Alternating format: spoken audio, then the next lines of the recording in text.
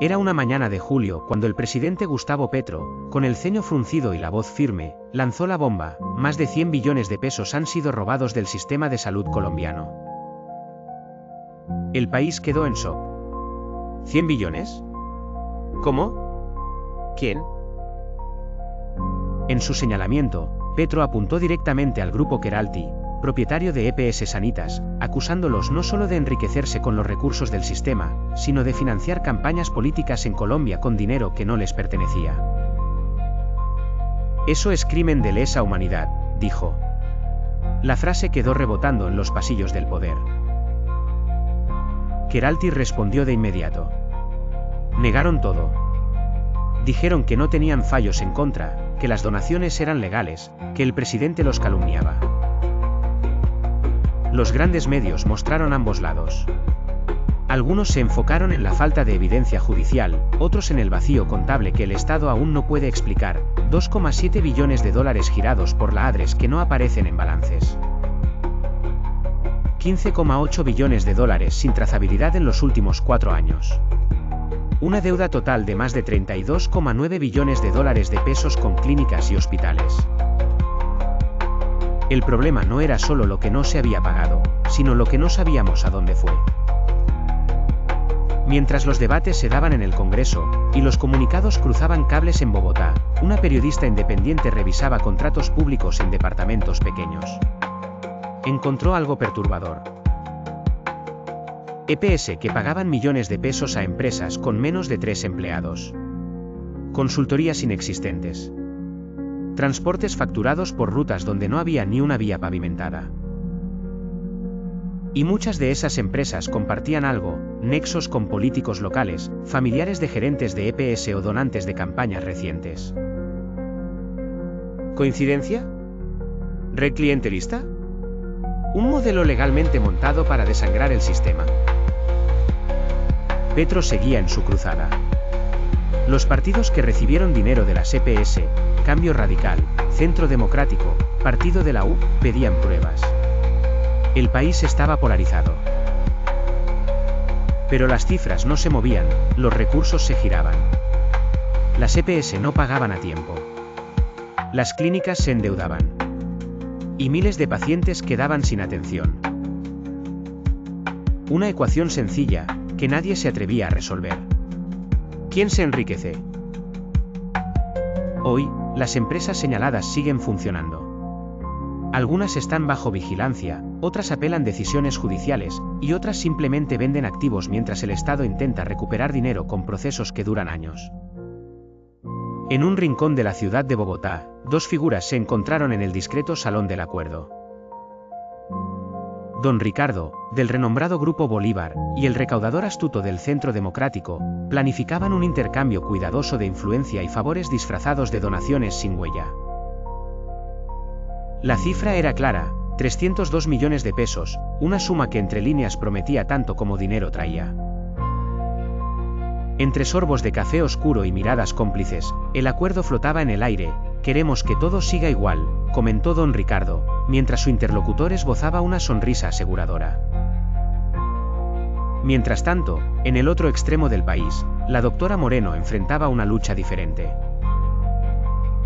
Atrapada en el burocrático abismo de la EPS, peleaba por los pagos atrasados de su clínica en Cali, desesperada al ver cómo estas mismas organizaciones de salud redirigían discretamente parte de sus ingresos a campañas políticas aliadas. Sin embargo, en la esfera política, las aguas estaban más mansas, aunque no menos turbias.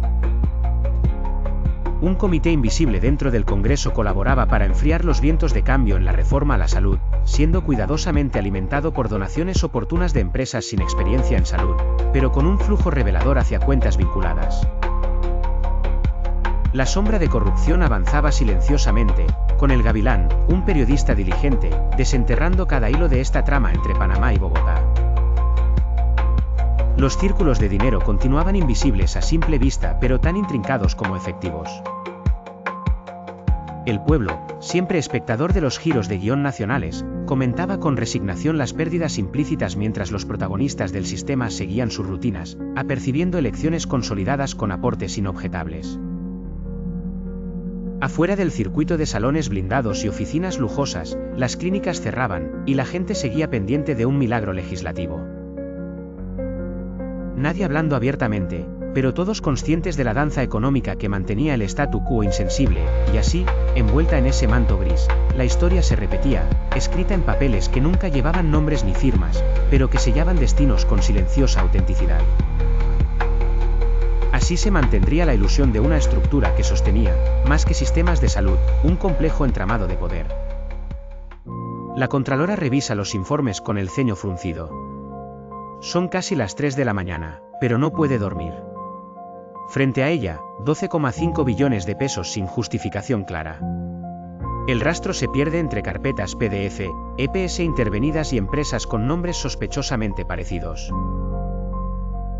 Es como si alguien hubiera diseñado esto para no ser entendido, dice, agotada.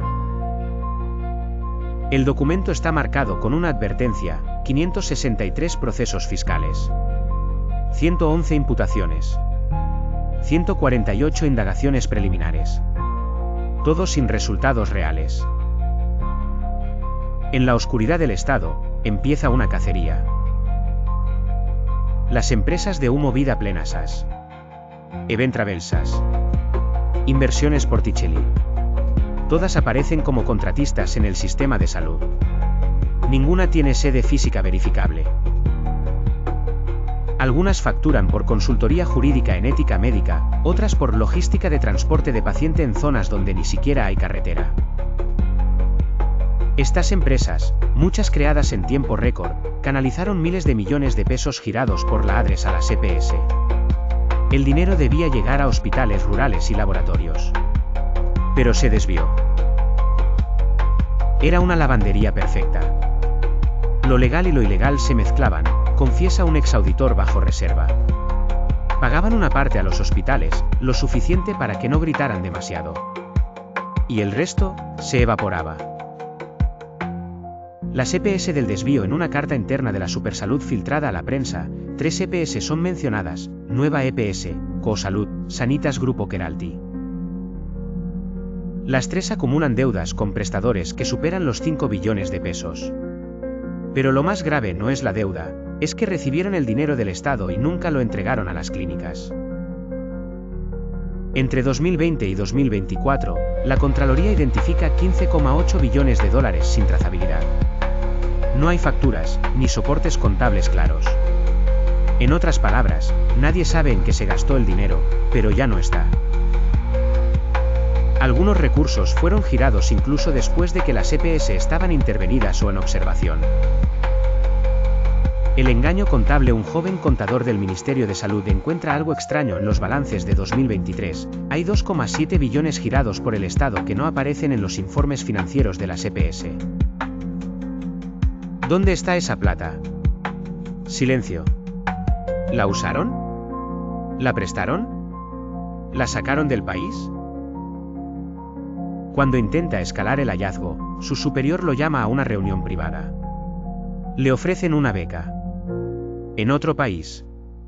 Con urgencia. No vuelve a aparecer en el caso. El muro de los jueces. Los expedientes se apilan. Cada carpeta representa una promesa rota, un paciente que murió esperando atención. Un hospital que cerró su sala de urgencias. Un médico que dejó el país por no recibir su salario.